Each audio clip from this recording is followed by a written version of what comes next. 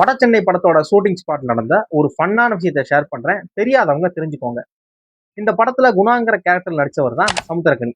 இவர் பொதுவா எந்த ஒரு கதாபாத்திரம் பண்ணாலும் சரி ரொம்ப பயங்கரமா பண்ணிடுவாரு. அதோட பெஸ்ட்டை கொடுத்துடக்கூடிய ஆள் தான்.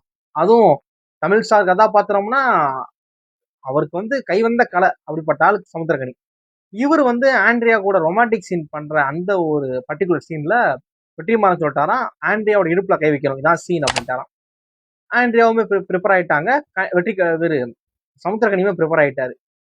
படத்தை அந்த டேக் போறப்ப வெற்றிமாறன் கை வைங்க கனி, கை வைங்க அப்படிங்கிறாரா. இவரு அப்படியே நடுங்கிக்கிட்டு இருக்காரு, கை படபடத்து நடுங்குதான்.